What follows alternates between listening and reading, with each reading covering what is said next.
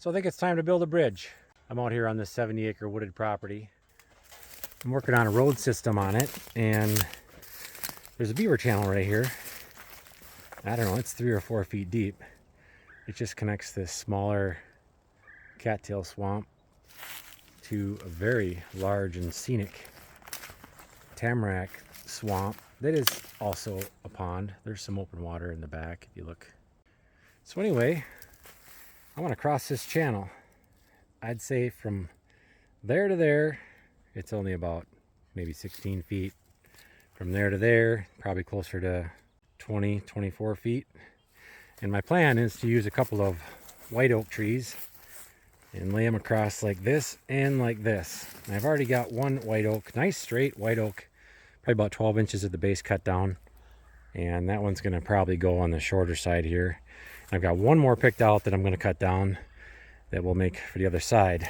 The idea is to make it so it's strong enough where I can come down the hill on the trail with the Can-Am, go right across the pond, and then just continue up the trail that way. Here's the other contender. I think it's a little smaller at the base, maybe 10, like a 10-incher, but it's pretty straight and it's taller. It might be closer to 30 feet before it splits off up there. So that's going to be the second one. It's got a top lean going that way, but standing underneath it, it kind of looks like it might fall that way. I'm going to try to make it fall that way so it ends up falling towards the pond.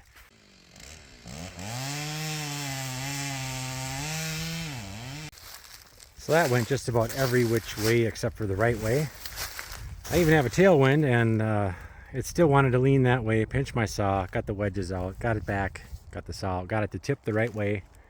Now it's hung up. So rather than fight it anymore, I'm going to need the skid steer to get these things across the beaver channel anyway. So I'll just use a skid steer, put the bucket up and tip it out. Use the right piece of equipment for this job instead of getting myself killed here.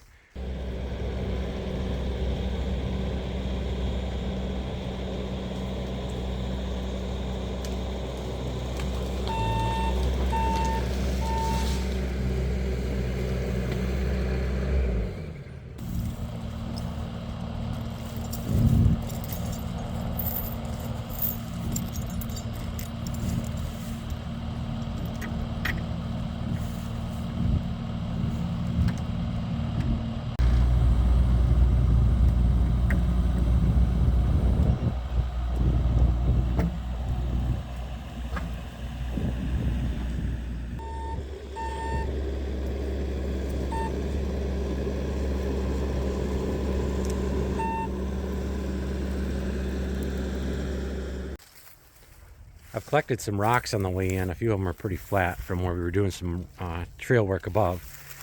And I'm afraid if I just leave the oak logs laying on the bank here and the water gets too high, the whole bridge could float away. So I'm going to try and use some of these rocks as a base for the ends of the logs.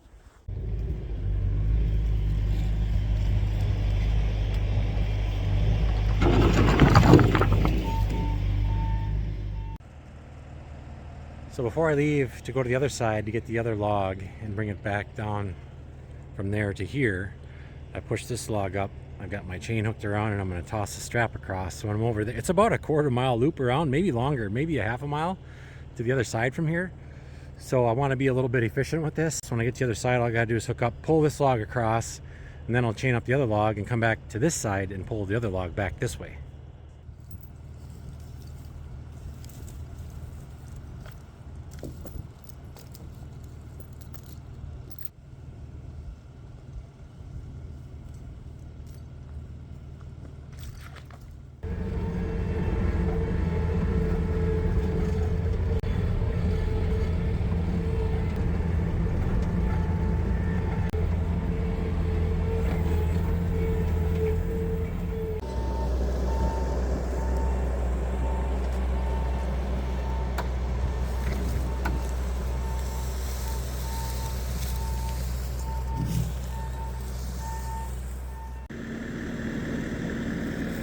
First one is pulled back across.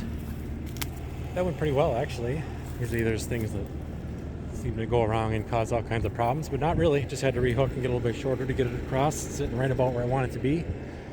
That end also, I might push it back just a little bit. Now before I head back to the other side, I'm gonna wrap my chain around here and throw the strap back to that side so I can pull this one across when I get to the other side.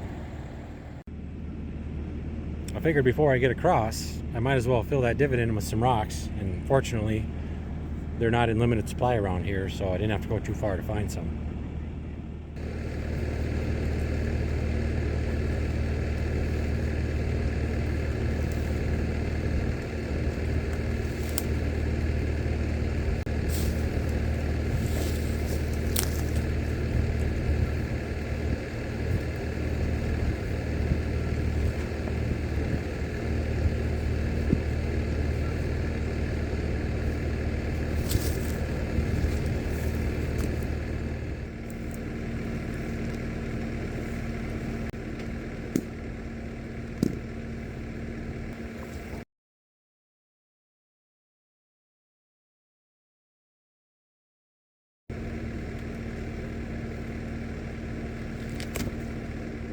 This end rolled down as I was pulling it across. I've used up all my energy trying to do it the hard way. I've used up all my cuss words for probably the month. So I'm gonna have to go all the way back around, hook up, and just pop this back up on the hill where it belongs here. Things were just going too good. I knew eventually someone was gonna kick my ass, and here it is.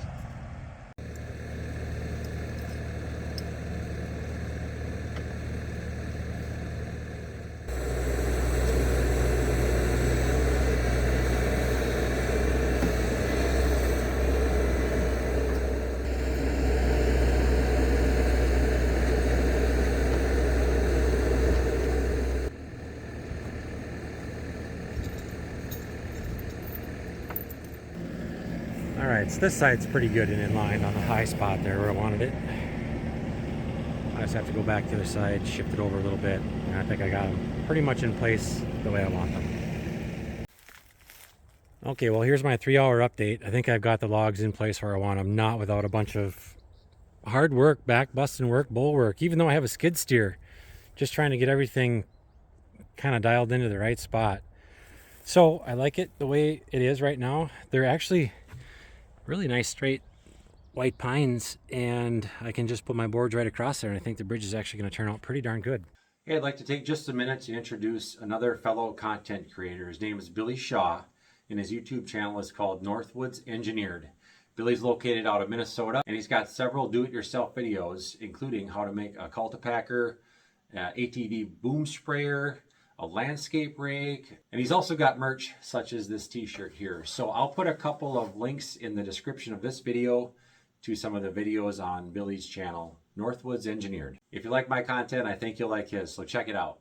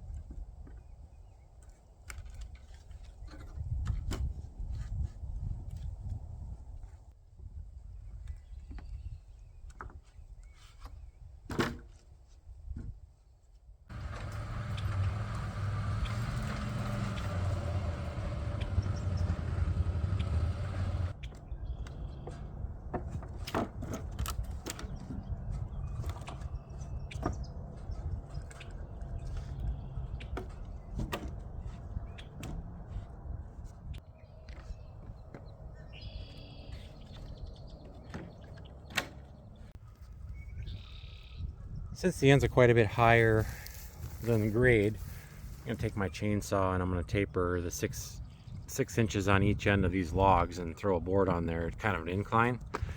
That'll help. I'm going to add some rocks on the end for basically crawling up on top of the bridge, but that'll help take some of that incline out of it.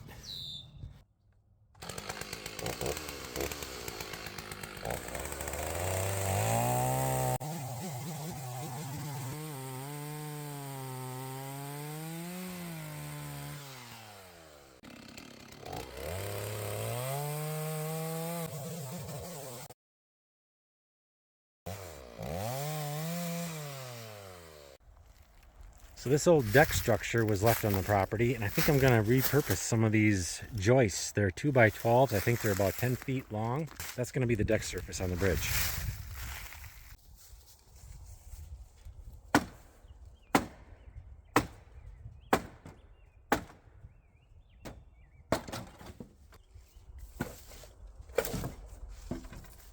So after about a half an hour of disassembling and denailing, that's the pile that I've got. I think it was probably worth the time.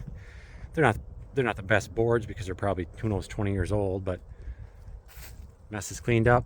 Got some boards I can use. They'll be fine for decking. I'm gonna lay out the two. I think these are actually 2x10s, not 2x12s. I'm gonna see what I've got, see if I need any more. Just get the whole thing laid out, see where I'm at, and what I might need for material after this.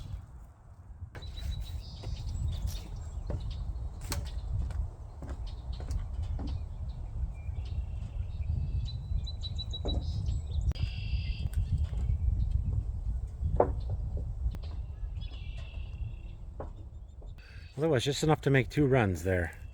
What I think I'm going to end up doing though is probably kicking one side in or both sides in a little bit, just to narrow it up a little bit, and then I can just trim off the extra that I've got hanging out there. Right now it's a little wider than it needs to be. I guess too wide is better than too narrow, but I think I'm still just a little bit too spread out for the Can-Am tracks like this right here. So if I bring each one in, each side in a couple inches, just narrow it up maybe 3 inches, it'll be probably just about right. I went and collected my load of free rocks along the new logging trail up there, and this is a low budget, high labor project here. I'm just going to build up the edge of the bridge here with those rocks so that I can hop up on it with the Can-Am.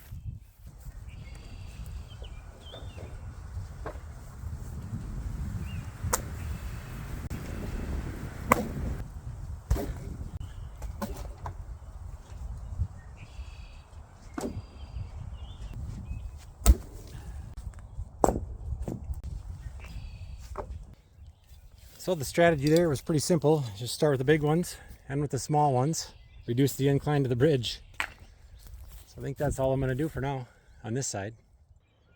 So I've got my rock ramp built on both ends. I've got the outer 2x10 rails kind of straightened out in line where I want them. It's actually 8 feet wide total from outside to outside, so why not?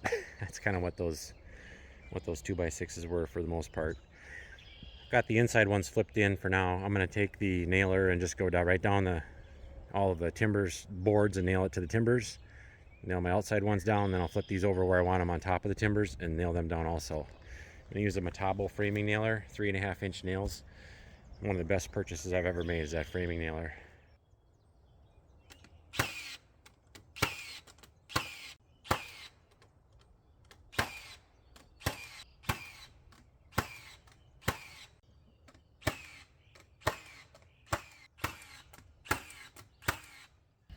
Got the inner and outer surface planks all nailed down. I decided to space gap at about 5 inches there on each side. That puts the ones that are going to be under the Can-Am wheels at 5 feet on center. That's about what it is for the Can-Am. So when I go across, the wheels will be right on top of those, which is also pretty much right on top of my timbers. I'll do a walk across of the finished project here. I don't think I'm going to do anything else as far as the sides go. You know, with these tracks being 5 feet across, that leaves me basically 1.5 feet of air on each side, which I think is plenty. This channel is 3 feet deep though, so a person would not, at least 3 feet deep, so a person would not want to slip off the edge. The only time that would really, I think, be an issue is when there's ice on here, and in that case I may not bother to cross it. It's got a little bounce to it, which I was expecting with these 24-foot timbers that are only, you know, 10 or 12 inches across, but overall it feels very solid. And now I'm ready to take it across for the first time.